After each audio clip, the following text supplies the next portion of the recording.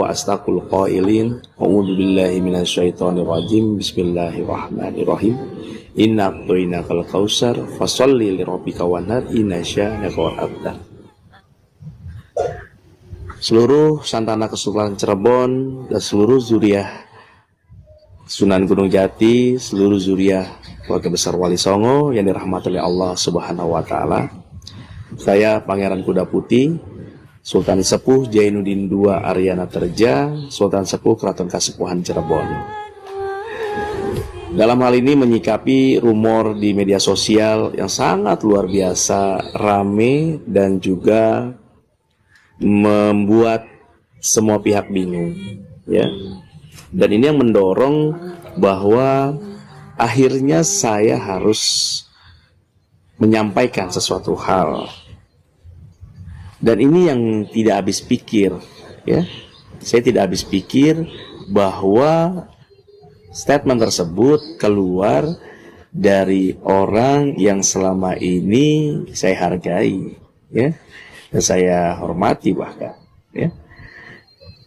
Tidak menyangka bahwa bahasa tersebut ini sangat menyakitkan, khususnya keluarga besar Wali Songo, ya, dan juga Sunan Gunung Jati.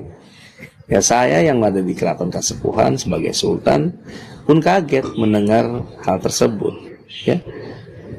Ini yang saya putarkan video beliau, ya, dalam sebuah pernyataannya yang sangat luar biasa dengan semangat dan menggebu-gebunya, yang sangat luar biasa dengan semangat dan menggebu-gebunya, penuh dengan keyakinan sekali.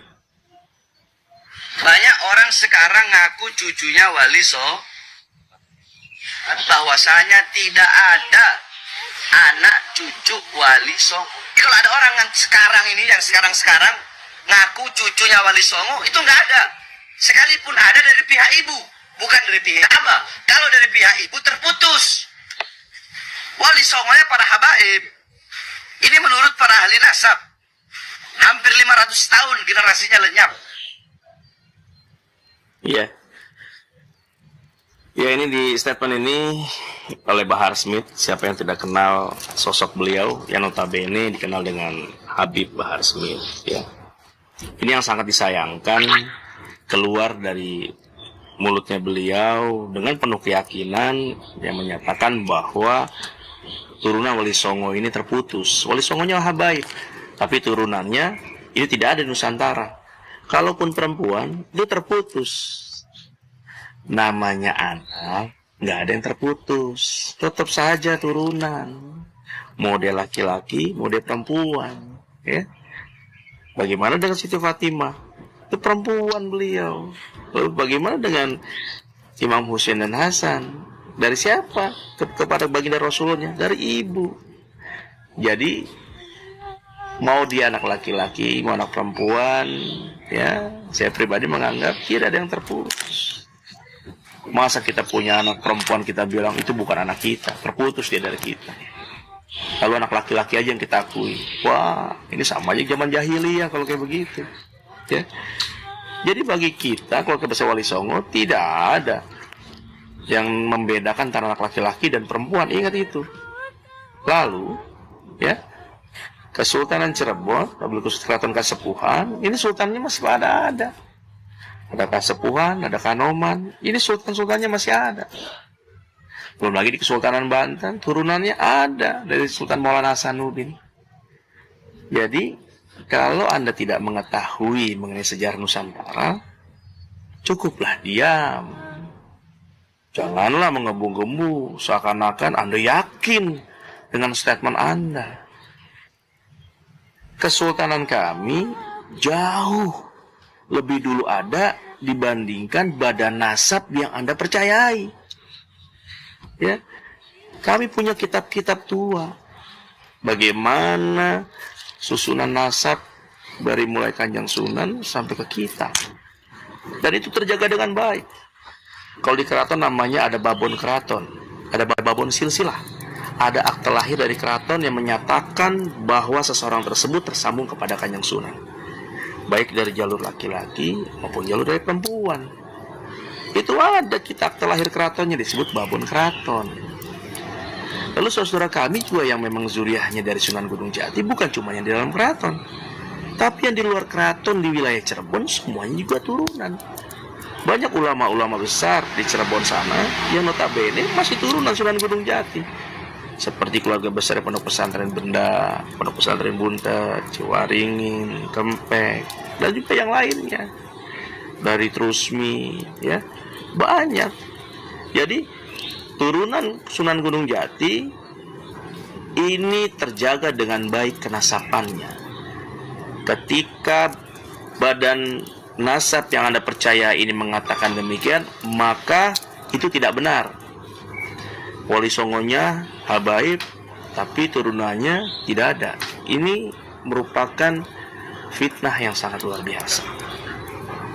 Jadi saya harap para Bahar Smith untuk bisa menyadari diri dan mengakui ada sebuah kehilapan atas apa yang diucapkan. Seharusnya tabayun dulu pada keluarga besar kami, ya, baik di Benda, ya, baik di Buntet dan di pondok pesantren yang lainnya. Para ulama-ulama silakan bertabayun atau ke keraton, mangga, kan gitu. Jadi saya minta kepada Bahar Smith hati-hati dalam berucap.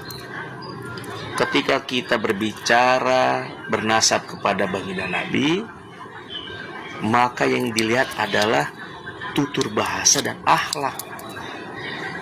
Saya sempat lihat juga beberapa dakwah Anda ini mengeluarkan bahasa-bahasa yang sangat kotor sekali, ya, memaki, menghujat. Ini sangat disayangkan,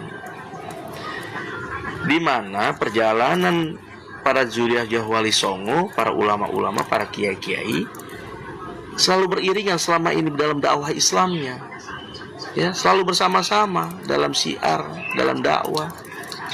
Kenapa Anda melontarkan dengan bahasa seperti ini? Kalau bicara galak, kami bisa galak. Kalau bicara tegas, kami pun bisa tegas. Kalau berbicara jihad, kami pun bisa jihad.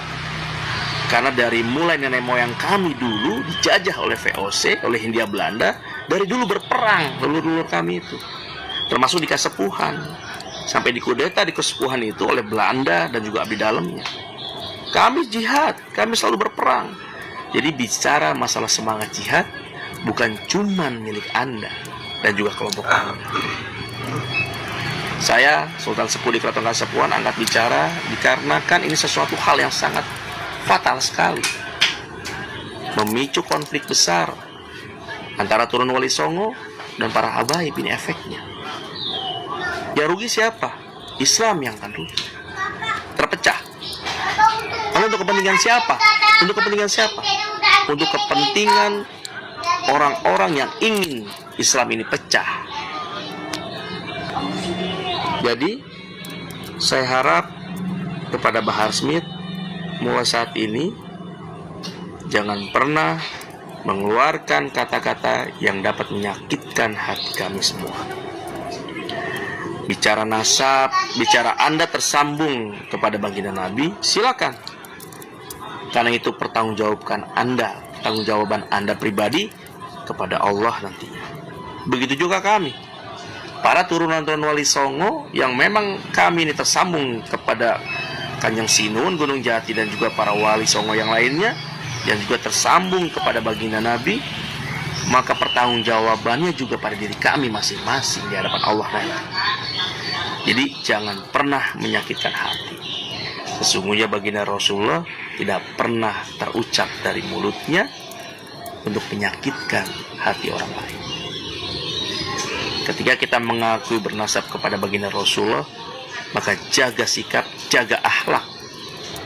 Karena baginda Nabi tidak pernah memaki, mencaci orang lain. Apakah pantas kita sebagai turunannya, kita mengeluarkan dalam dakwah sebuah cacian dan makian terhadap orang lain? Seperti saya kembali setelah melepaskan tugas dari Presiden, kembali ke habitat saya, ke lingkungan saya, kepada kiai, para asatidz, dan saya ingin kembali dalam rangka Hari ini untuk pertama kali saya sudah jadi wakil presiden, berkumpul dengan para kiai semua itu. Jadi pertama kali ini saya. Kemarin-kemarin belum, hari ini mulai. Dan insya Allah akan seterusnya saya akan bertemu kemana-mana. Saya mengajak kita semua ingin mengembalikan peran sentral para kiai. Saya nyebutnya sentralitas kiai. Kenapa? Karena sentralitas kiai sudah mulai kurang. Dulu semua apa-apa itu kepada kiai. Mau dagang juga datang ke kiai, betul. Mau nikah datang ke kiai. Mau usaha datang kiai. Mengambil langkah-langkah apa? Restu kiai. Sekarang kiai cuma tukang doa saja. Doa itu penting. Doa itu penting. Bukan tidak penting. Tapi kiai bukan hanya bisa membaca doa, tapi juga menentukan dalam banyak hal. Itu sebagai marja'iyatul ummah, ya, tempat rujukannya umat. Ini sudah mulai kurang. Dulu yang menggerakkan misalnya Geger Cilegon itu kiai, betul. Hadratus Syekh Hasyim Asy'ari ketika Belanda mau datang mau menjajah kembali. Pada waktu itu tentara belum terkonsolidasi, polisi belum terkonsolidasi, Belanda mau datang. Yang tampil siapa? Hadratus Syekh Hasyim Asy'ari membuat fatwa jihad pada tanggal 22 Oktober untuk melawan Belanda. Berjihad melawan penjajah adalah fardu ain, dan itu yang menggerakkan masyarakat. Terjadinya perang 10 November. Menginspirasi perang 10 November adalah fatwa jihadnya Hadratus Syekh Hasyim Asy'ari. Kalau tidak, kita belum tahu ketika itu suasana seperti apa. Ini peran sentral kiai pada waktu itu. Ketika negara goncang, pada zaman Bung Karno dulu, beliau tidak diakui sebagai presiden karena beliau tidak dipilih oleh rakyat. Dianggap Bung Karno tidak sah menjadi presiden. Ulama sah. Kalau presiden tidak sah, menteri agama tidak sah. Menteri agama tidak sah, naib kepala KUA tidak sah. Diangkatlah Bung Karno menjadi namanya itu waliul amri daruri bisyauka. Nah, itu kiai itu pinternya begitu. Jadi supaya sah ditauliyah namanya, diangkat oleh para kiai, namanya waliul amri. Waliul amri sudah sah. Bisyauka dalam fikih adanya zu syaukatin. Zu syaukatin itu punya kekuasaan. Bung Karno sebenarnya tidak, yang punya kekuasaan tentara, tapi tentara mendukung Bung Karno. Maka itu kalimatnya dirubah oleh para ulama dari bisyaukah, dari zu syaukatin, tapi dengan bisyaukah, artinya ditopang oleh kekuasaan. Akhirnya Bung Karno jadi presiden sah, menteri agamanya sah, KUA-nya sah, kawinnya sah. Kalau enggak ada yang sah semua. Itu namanya makharij fiqhiyah menjadi makharij wataniyah. Ya, solusi fikih menjadi solusi kenegaraan dan kebangsaan. Ini peran sentral ulama terus berjalan. Belakangan mulai kurang. Mulai ulama tidak punya peran. Ini harus dikembalikan. Ya, harus kita berikan sentralitas kiai. Peran sentral kiai. Ada beberapa hal yang mesti kita betulkan. Pertama, antara kiai kurang ada saling terhubung. Kurang ittisal. Masing-masing sekarang kiai sendiri-sendiri, fardi. Betul? Sendiri-sendiri. Masing-masing. Enggak terhubung satu sama lain. Qala al-Fakhrur Razi, "Law ansafta 'alimta anna ulama'a hadzal zaman, anna aktsara ulama'i hadzal zaman mausufuna bihadhihi sifah. Kata Imam Fakhrul Razi, kalau kalian perhatikan dengan seksama, dengan objektif, kalian tahu bahwa kebanyakan ulama zaman ini bersifat seperti ini. Zamannya Imam Fakhrul Razi, tahun berapa itu? Baru ratusan. Zaman itu sudah mulai raisan fi baladi. Masing-masing menjadi rais di masing-masing. Nah, kalau saya bilang sekarang lebih parah. Bukan cara raisan fi baladin, bahkan bi ansara wahidun minhum raisan fi qaryatin. Sekarang banyak di antara ulama itu bukan rais di balad, tapi di kampung-kampung, di kabupaten-kabupaten, di kecamatan-kecamatan sendiri-sendiri, tidak terhubung, tidak muttasil bainal ulama. Tidak ada bahasa kerennya itu, tidak ada konektivitas. Nah, bahasanya Pak Gubernur ya, tidak ada konektivitas antar ulama. Masing-masing mengambil pendapatnya sendiri, berijtihad sendiri, mengambil sikap sendiri, ghairu muttasil bainal ulama. Nah, ini sampai-sampai Imam Fakhrul Razi, nas'alullah al-'afwa war rahmata, mohon ampun dan mohon rahmat kepada Allah. Oleh karena itu, connectivity ulama, ittisalul ulama, ittisalul kiai bainal kiai wal kiai, ini harus kita rajut kembali, kita connect kembali, kita sambung kembali. Jangan masing-masing sendiri-sendiri, ya, nanti tersesat sendiri-sendiri. Ini itu kalau kita lihat tafsir dari Syekh Nawawi saja sudah mengingatkan kepada kita untuk bangun. Bagaimana kita bisa mengambil peran kiai menjadi sentral, tersambung saja, tidak satu sama lain. Tidak ada connectivity, tidak ada konektivitas. Ini yang pertama saya kira ini harus dibangun lagi. Ini kita jahit lagi. Ulama-ulama jangan sendiri-sendiri, nanti banyak macan, dicekam macan sendiri-sendiri itu.